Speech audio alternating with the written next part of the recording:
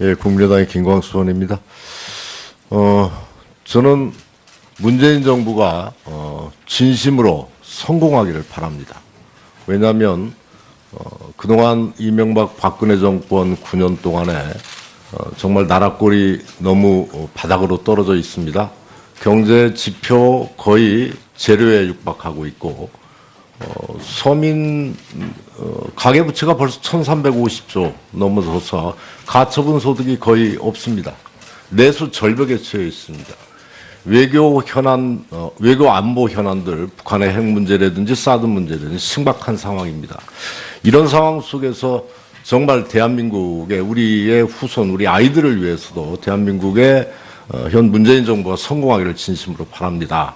근데 그런 측면에서 저는 이낙연 총리 후보자께서 막중한 초대 총리로서 역할을 해야 된다 이렇게 생각을 하는데 그동안에 이낙연 청문회를 준비하면서 검토를 해본 결과 이낙연 총리 후보자께서는 국민 통합 또는 지역 균형 발전 차원에서는 상당한 적합성이 있다 이렇게 저는 판단을 했습니다. 그러나 이낙연 후보자께서 국회의원 4선 또 전라남도 도지사 시절까지 통과를 해서 그동안에 국회에서 발언했던 내용 또는 기자 시절 도정을 운영했던 시절을 총괄해서 보면 개혁성과는 대단히 거리가 먼 인물이다. 저는 이렇게 판단을 했습니다. 그래서 그럼에도 불구하고 지금 현재 지난 촛불 광장에서 쏟아져 나오는 개혁 요구는 빗발치고 있고 개혁 과제는 산적해 있습니다. 그래서 이 문재인 정부에서 첫 초대 총리로서 이와 같은 개혁 과제를 제대로 끌고 갈 수 있는 인물인지 저는 의구심이 좀 듭니다. 그런 측면에서 질문하겠습니다.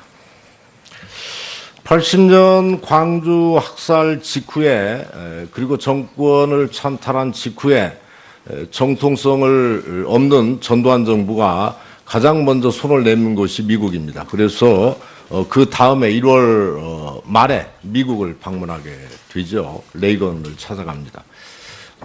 그때 레이건하고 한미 정상회담이라고 그러죠. 최악의 정상회담인데 그때 우리 이낙연 후보자께서 동아일보 정치부 기자로서 글 쓴 글들을 쭉 스크랩해 봤어요.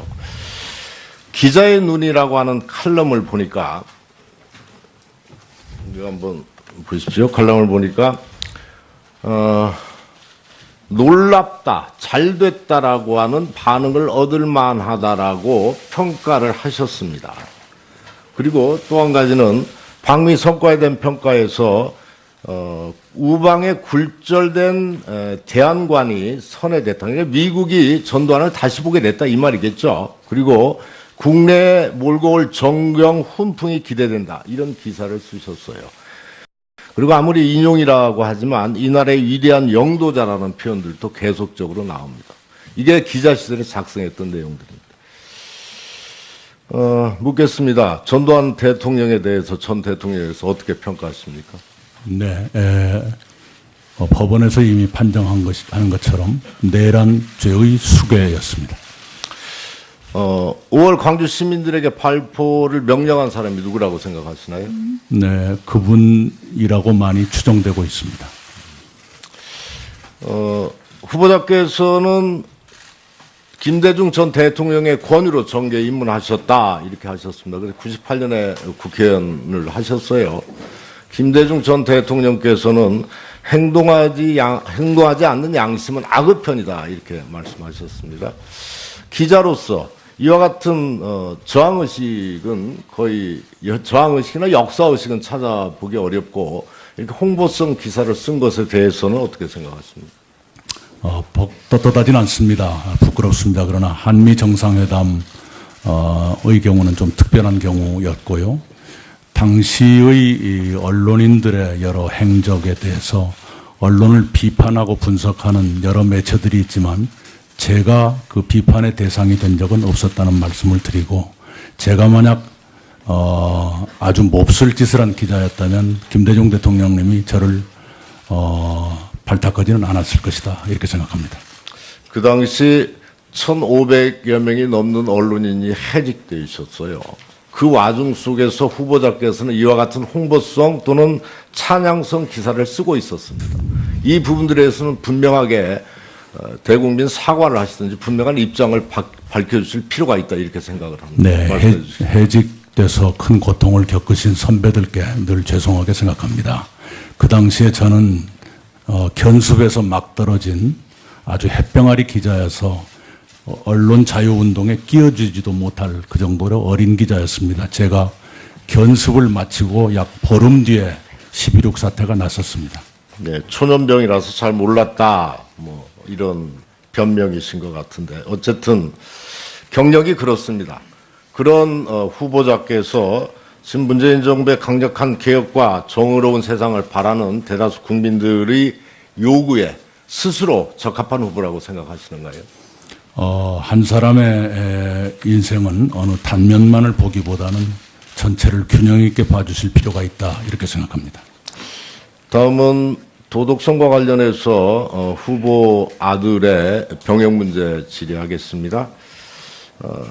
병역은 대단히 중요한 문제입니다. 고위공직자들의 병역 면제율이 7.7%입니다. 일반 국민들은 0.26%입니다. 400명당 1명의 면탈을 받고 있는데 고위공직자 자신과 그 아들의 면탈은 대단히 높습니다. 그런데 희한하게도 그 면탈과 관련해서 소위 불안정성 대관절이라고 하는 것들이 일반적으로 면탈의 방식으로 악용되고 있는 것입니다. 그게 어깨나 무릎의 탈구입니다. 그래서 어깨, 무릎 탈구와 관련해서는 그 후에 후보자인 이낙연 후보자 아드님이 병역 면탈을 받은 이후에 병무청에서 중점 관리 대상 질환으로 이렇게 선정을 하고 있어요. 시간이 너무 없는데 다음에 이어서 하겠는데 한 가지만 묻겠습니다. 정말로 탄원서를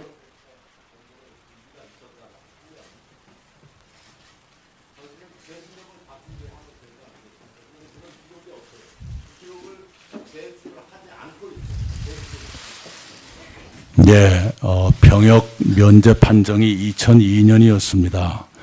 그 뒤로 치료를 위해서 노력을 했었고요. 재신검을 마음속에 두고 있었습니다. 그러나 그 이듬해에는 뇌하수체 종양이 발견돼서 목숨을 건 뇌수술을 하게 됐고 그 뇌수술은 사후관리가 필요합니다. 그래서 재신검을 포기했었습니다. 이 말씀을 드리고 싶습니다. 2002년 무렵에는 우리 사회가 병역 문제로 굉장히 예민했던 시기입니다.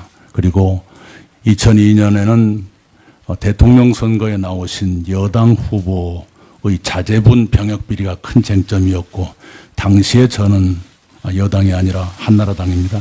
당시에 저는 민주당의 대변인으로서 그 병역 비리를 공격하는 입장이었습니다. 만약 제가 흠이 있었다면 한나라당에서 저를 내버려 두지 않았을 것이다. 이건 말씀드립니다. 네. 제 자식놈은 대학교 입학해서 그 신체 검사를 받고 병역이 재학생이기 때문에 자동적으로 연기돼 있었는데 일부러 입대하겠다 해서 들어갔습니다. 군대 가기 싫었다면 짧게 정리하시죠. 뭐 하려 그런 일을 했겠습니까? 이상입니다. 네. 예. 김광수 의원님. 예. 네, 있으면 드리겠습니다. 네, 예. 없으면 모자란 건 또 드리겠지만요. 네. 추가 질의하시고요. 네, 정리하시죠. 예, 국민의당 김광수 의원님 수고하셨습니다. 다음 더불어민주당 최윤경 의원님 질의하시겠습니다. 예, 더불어민주당 최윤경입니다. 먼저 사실관계 하나만 좀 확인을 드리도록 하겠습니다. 우리 아까 존경하는 경대수 의원님께서 과거 총리 후보자들이 배우자 자녀와 관련된 자료를 제출하지 않은 적은 없다 이렇게 말씀을 하셨는데요. 그 사실관계만 좀 확인을 해드리면 황교안 총리와 관련해서는요. 후보자 위의 자료 제출을 거부한 것이 맞고요. 그리고 본인의 자료조차도 의료비 상세 내역 그리고 진단 기록 등은 제출하지 않으셨습니다. 그리고 이한구 총리도 후보자와 배우자 이외의 자료 제출을 거부했고 정홍원 총리는 후보자 이외의 자료 제출을 거부했는데요. 조금 구체적으로 이렇게 언급을 드리면요.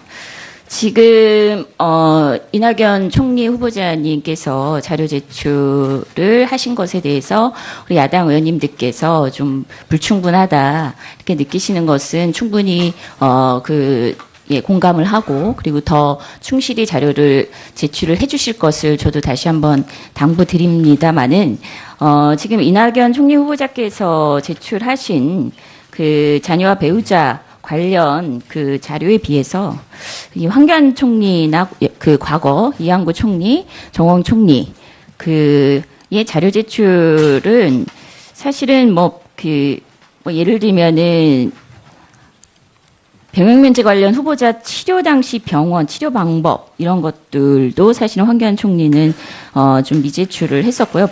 그리고 또 여기 생활기록부 미제출 여기는 이제 사실 이낙연 총리 후보자는 생활기록부도 제출한 것으로 나와 있거든요. 그래서 이런 좀 구체 내용을 좀 사실관계를 확인하시고 이렇게 그 요구를 해주시면 좋을 것 같고요. 좀 부족하다면 조금 더 후보자께서 좀 협조를 해주실 것을 다시 한번 당부드리겠습니다. 그리고 이제 본격적으로 질문을 드리면요, 아까 그 갈등 현장에 가고 싶다 이런 말씀을 하신 것 같습니다. 근데 우리 지난 그 박근혜 대통령 그 정부 시절 그 황교안 총리에 대해서 많은 국민들께서 총리가 보이지 않는다 이런 말씀을 많이 했습니다. 실제로 우리 사회가 지금 사회 갈등이 굉장히 심각한 수준이죠. 해마다 주요 그 갈등 관리가 필요한 과제들이 40여 건이 넘는 것이 그 사실이고요. 그럼에도 불구하고 총리가 보이지 않는다 이런 평가를 내릴 수밖에 없었던 것은 그런 주요 갈등 현장에 실제로 그 총리가 적극적인 의지를 갖고 현장 방문을 하거나 갈등 문제를 해결하기 위해서 정부 차원의 노력이 부재했기 때문에 그런 평가를 받았던 것으로 보입니다. 실제로 그 황교안 총리 갈등 현장 방문 건수는 10건이 안 되거든요. 그래서 주요 갈등 과제가 40여 건이지 사실은 그게 전부 갈등 과제 전체라고 이렇게 또 이렇게 얘기할 수는 없습니다. 그럼에도 불구하고 갈등 현장 방문 건수가 10건에 미치지 못한다. 이 국감에서도 해마다 지적을 했습니다. 2013년 국감 때도 굉장히 해프닝이 좀 많았습니다. 이렇게 아직도 이 갈등 사안이라고 볼 수 있는 여러 문제들에 대해서 오히려 그 해결하려는 의지나 노력이 부족한 가운데 정부 차원에서는 평가를 갈등이 해소됐다거나 갈등이 완화되었다.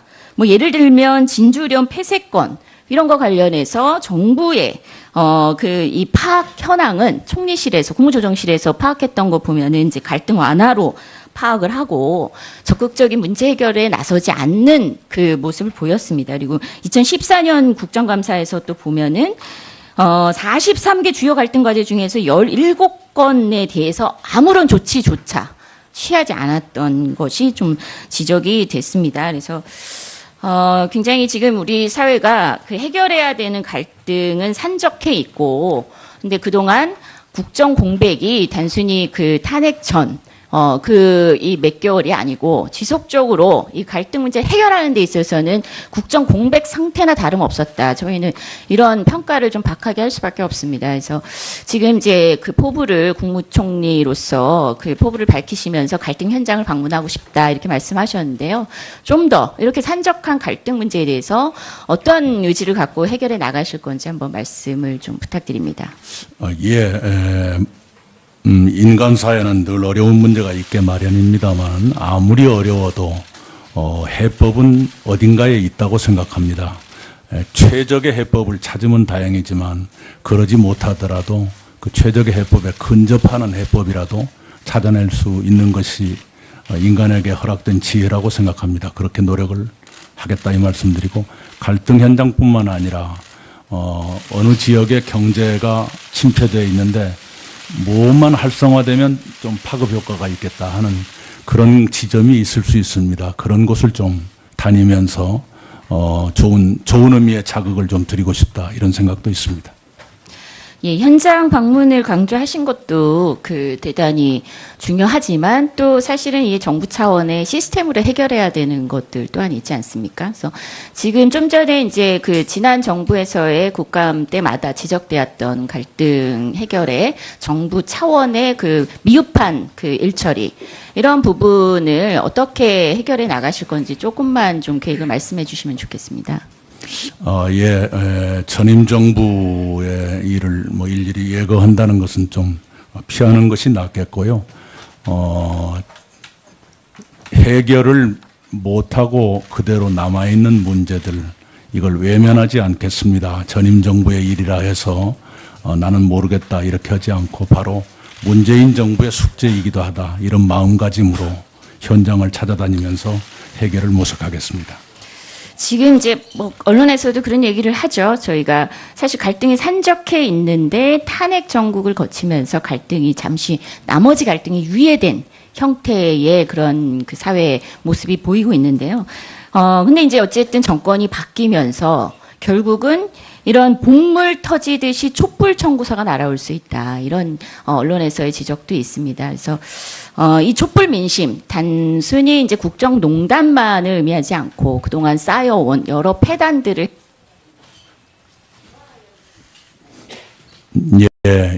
촛불이 지금까지는 새 정부의 엄청난 추동력으로 작동하고 있지만 만약에 잘못한다거나 실망을 국민들이 하시게 된다면 그것은 역으로 우리에게 엄청난 짐이 되고 채찍이 될 것이다. 이런 문제의식을 가지고 있습니다. 예, 최윤경 의원님. 현재 서울을 포함한 중부지방은 맑아짐과 동시에 기온이 쑥쑥 올라 더워지고 있는데요. 남부지방은 아직도 구름이 머물러 선선하고 일부 지역에는 비도 내리고 있습니다. 앞으로 제주와 전남, 남해안, 영남 지역은 저녁까지 5에서 10mm가량의 비가 조금 더 내리겠고요. 그 사이 강원 영서 남부지방에는 대기 불안정으로 소나기가 지나겠습니다. 영남 내륙과 또 강원 영서 남부 지역에는 비가 내리는 동안 돌풍이 불거나 천둥 번개가 칠 가능성이 있습니다. 이외 중부지방, 특히 수도권과 강원 북부지방은 아주 맑은 하늘이 이어지면서 낮 동안 덥겠습니다. 서울은 최고 28도, 춘천은 29도까지 오릅니다. 반면 남부지방은 대구와 전주 기온 모두 25도에 머물겠습니다. 또 지금 비로 인해 곳곳에 안개 낀 곳이 있는데요. 미세먼지 농도는 전국이 보통 수준 되겠습니다. 안심하시기 바랍니다. 내일은 강원 영동과 경북 북부에 비가 조금 내리겠고 이후 맑은 하늘이 이어지면서 다가올 주말에는 또다시 30도 안팎의 더위가 찾아오겠습니다. 날씨 전해드렸습니다. 김대중 전 대통령의 권유로 정계에 입문하셨다 이렇게 하셨습니다. 그래서 98년에 국회의원을 하셨어요.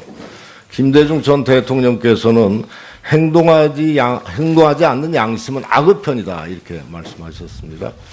기자로서 이와 같은 저항의식은 거의 저항의식이나 역사의식은 찾아보기 어렵고 이렇게 홍보성 기사를 쓴 것에 대해서는 어떻게 생각하십니까?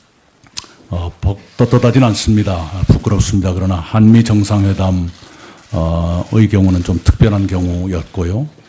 당시의 언론인들의 여러 행적에 대해서 언론을 비판하고 분석하는 여러 매체들이 있지만 제가 그 비판의 대상이 된 적은 없었다는 말씀을 드리고 제가 만약 아주 몹쓸 짓을 한 기자였다면 김대중 대통령님이 저를 발탁하지는 않았을 것이다 이렇게 생각합니다. 그 당시 1,500여 명이 넘는 언론인이 해직되어 있었어요. 그 와중 속에서 후보자께서는 이와 같은 홍보성 또는 찬양성 기사를 쓰고 있었습니다. 이 부분들에 대해서는 분명하게 대국민 사과를 하시든지 분명한 입장을 밝혀주실 필요가. 예, 국민의당의 김광수 의원입니다. 저는 문재인 정부가 진심으로 성공하기를 바랍니다. 왜냐하면 그동안 이명박 박근혜 정권 9년 동안에 정말 나라꼴이 너무 바닥으로 떨어져 있습니다. 경제 지표 거의 제로에 육박하고 있고 서민 가계부채가 벌써 1,350조 넘어서서 가처분 소득이 거의 없습니다. 내수 절벽에 처해 있습니다. 외교 현안, 외교 안보 현안들, 북한의 핵 문제라든지 사드 문제라든지 심각한 상황입니다. 이런 상황 속에서 정말 대한민국의 우리의 후손, 우리 아이들을 위해서도 대한민국의 현 문재인 정부가 성공하기를 진심으로 바랍니다. 근데 그런 측면에서 저는 이낙연 총리 후보자께서 막중한 초대 총리로서 역할을 해야 된다 이렇게 생각을 하는데 그동안에 이낙연 청문회를 준비하면서 검토를 해본 결과 이낙연 총리 후보자께서는 국민 통합 또는 지역 균형 발전 차원에서는 상당한 이낙연 후보자께서 동아일보 정치부 기자로서 글 쓴 글들을 쭉 스크랩해 봤어요. 기자의 눈이라고 하는 칼럼을 보니까 이거 한번 보십시오. 칼럼을 보니까 놀랍다, 잘됐다라고 하는 반응을 얻을 만하다라고 평가를 하셨습니다. 그리고 또 한 가지는 방미 성과에 대한 평가에서 우방의 굴절된 대안관이 선회됐다. 그러니까 미국이 전두환을 다시 보게 됐다 이 말이겠죠. 그리고 국내에 몰고 올 정경 훈풍이 기대된다. 이런 기사를 쓰셨어요. 그리고 아무리 인용이라고 하지만 이날의 위대한 영도자라는 표현들도 계속적으로 나옵니다. 이게 기자 시절에 작성했던 내용들입니다. 묻겠습니다. 전두환 대통령에 대해서 전 대통령에 대해서 어떻게 평가하십니까? 네, 법원에서 이미 판정한 하는 것처럼 내란 죄의 수괴였습니다.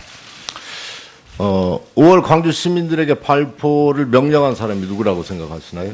네, 그분이라고 많이 추정되고 있습니다. 후보자께서는 가 있다 이렇게 생각을 합니다. 네, 말씀해 주시죠. 해직돼서 큰 고통을 겪으신 선배들께 늘 죄송하게 생각합니다. 그 당시에 저는 견습에서 막 떨어진 아주 햇병아리 기자여서 언론 자유운동에 끼어주지도 못할 그 정도로 어린 기자였습니다. 제가 견습을 마치고 약 보름 뒤에 12.6 사태가 났었습니다. 네, 초년병이라서 잘 몰랐다 뭐 이런 변명이신 것 같은데 어쨌든 경력이 그렇습니다. 그런 후보자께서 지금 문재인 정부의 강력한 개혁과 정의로운 세상을 바라는 대다수 국민들의 요구에 스스로 적합한 후보라고 생각하시는가요? 한 사람의 인생은 어느 단면만을 보기보다는 전체를 균형 있게 봐주실 필요가 있다 이렇게 생각합니다. 다음은 도덕성과 관련해서 후보 아들의 병역 문제 질의하겠습니다. 병역은 대단히 중요한 문제입니다. 고위공직자들의 병역 면제율이 7.7%입니다. 일반 국민들은 0.26%입니다. 400명당 1명의 면탈을 받고 있는데 고위공직자 자신과 그 아들의 면탈은 대단히 높습니다. 그런데 적합성이 있다 이렇게 저는 판단을 했습니다. 그러나 이낙연 후보자께서 국회의원 4선 또 전라남도 도지사 시절까지 통과를 해서 그동안에 국회에서 발언했던 내용 또는 기자 시절 도정을 운영했던 시절을 총괄해서 보면 개혁성과는 대단히 거리가 먼 인물이다. 저는 이렇게 판단을 했습니다. 그래서 그럼에도 불구하고 지금 현재 지난 촛불 광장에서 쏟아져 나오는 개혁 요구는 빗발치고 있고 개혁 과제는 산적해 있습니다. 그래서 이 문재인 정부에서 첫 초대 총리로서 이와 같은 개혁 과제를 제대로 끌고 갈 수 있는 인물인지 저는 의구심이 좀 듭니다. 그런 측면에서 질문하겠습니다. 80년 광주 학살 직후에 그리고 정권을 찬탈한 직후에 정통성을 없는 전두환 정부가 가장 먼저 손을 내민 곳이 미국입니다. 그래서 그 다음에 1월 말에 미국을 방문하게 되죠. 레이건을 찾아갑니다.